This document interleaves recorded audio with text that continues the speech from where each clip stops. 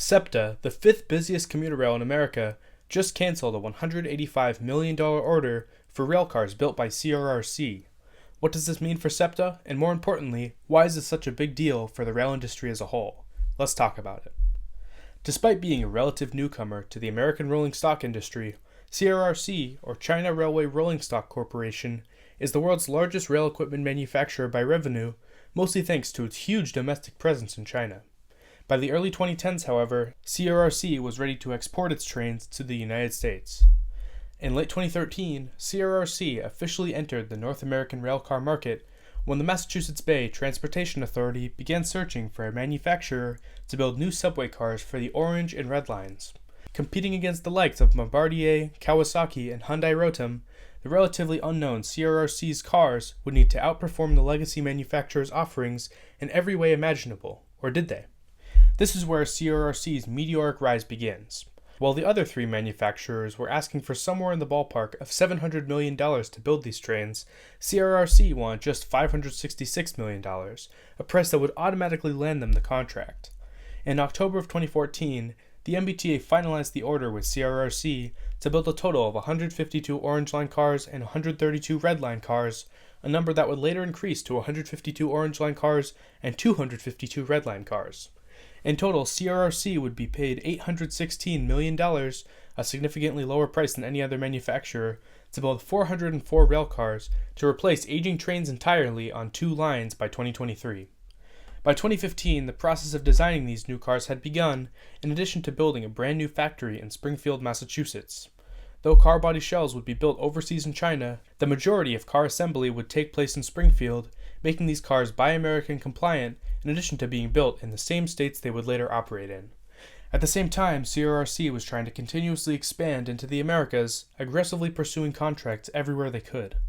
In March of 2016, before its Springfield plant was even opened, CRRC landed its second U.S. contract, this time with Chicago's CTA to the tune of $1.3 billion. Construction soon began on a second U.S. factory on the south side of Chicago that would build as many as 846 7000 series railcars beginning in 2019 and lasting well into the 2030s. At the same time, back in Massachusetts, just as it was beginning to produce its first cars for the MBTA, CRRC received back-to-back orders from Philadelphia's SEPTA and LA's Metro in March and April of 2017 respectively. SEPTA, the main subject of this video, ordered a total of 45 bi-level commuter rail cars for $138 million to be delivered by 2020. The LA Metro ordered 64 HR4000 subway cars to be delivered in the same year. In the matter of just 4 years, CRRC had gone from a completely unknown rolling stock manufacturer to a company with enough orders to last almost a decade. By the end of 2017, the first new Orange Line cars were delivered to the MBTA on time, and they soon began testing. Unfortunately, over the next year, the T would discover software issues with the new trains, and it wouldn't be until the summer of 2019 that the first cars would enter service. At this point, CRRC's MBTA order had to take the utmost priority in Springfield, meaning that SEPTA and LA Metro orders were temporarily put on the back burner. At the same time, the Springfield plant was being criticized for its questionable craftsmanship, and by most accounts was described as a toxic work environment. Then, of course, 2020 happened, and basically every railcar manufacturer shut down for almost a year. By 2021, however, CRRC was back to building cars, but once again had to prioritize the delayed MBTA order. Fast forward to 2024, and it's easy to see why SEPTA did what it did. CRRC was supposed to have delivered its last MBTA cars a year ago, and it still has more than 200 to build for the Red Line.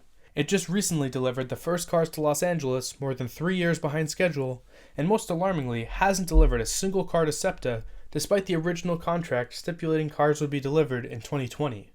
Of course, in fairness, CRRC was delayed by a literal pandemic, but this really only goes so far. It seems that every car built by CRRC, specifically at the Springfield plant, has been plagued with mechanical problems. In just 5 years, new MBTA Orange Line cars have derailed multiple times, suffered from nearly constant software issues, and have most critically displayed poor design and build quality in several different incidents. By now, CRRC has worked with the MBTA to fix most of these issues, and nowadays the Orange Line trains seem to be running fine, but these issues have been a big part of why these cars have been so delayed. In April of 2024, SEPTA broke the news that it would be canceling its order with CRRC, stating that poor build quality and a lack of deliveries forced their decision. Since 2022, these cars have been failing braking tests, haven't been built to proper safety standards, and have had problems with leaky windows and poor wiring. Finally, after more than 4 years of delays, countless manufacturing issues, and not a single car completed, SEPTA took action and terminated its order. As of right now, CRRC intends to negotiate a new plan with SEPTA, but it seems like the agency is ready to start looking for a new manufacturer. As for the actual train cars, at least 2 have already been built, but deliveries are only now beginning. This all comes just 1 month after CRRC renegotiated its contract with the MBTA, asking for an additional $148 million to deliver the remaining cars by 2027. MBTA officials claim that by resetting this contract and forgiving more than $90 million in late delivery fees for CRRC, the state will be saving time and money over ordering new cars from a new manufacturer, but that's where the core issue with CRRC and its customers comes into play. CRRC is a state-owned enterprise, meaning that it's ran by the Chinese government.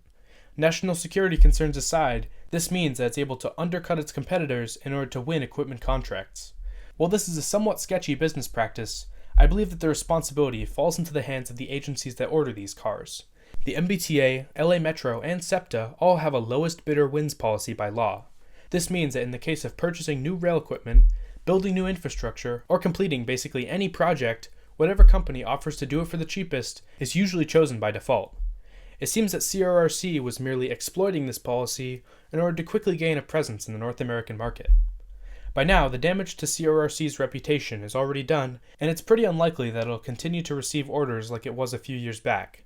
Still, in the meantime, while CRRC is building its remaining equipment for Chicago, Montreal, Boston, LA, and well, no longer Philly, these cities will have to deal with the delays and issues that come with buying such cheap trains. In the case of the MBTA, if they'd gone with a more reliable manufacturer from the start, they'd probably be spending the same amount of money on trains and would have them in service without all the delays and headaches. At the end of the day, public transit in the United States is severely underfunded. Either agencies stick with ancient equipment or the cheapest new equipment imaginable, and CRRC is just a company that understands this unique situation and unfortunately takes advantage of it. Unless we can decide as a society, or at least in our local communities, that we deserve better, our local transit will continue to purchase trains with the lowest bidder wins policy, and in most cases, trains will be less reliable, less safe, and overall worse. So this goes out to you, Boston. Next time when you're buying new trains, 30 years from now, remember what happened with CRRC.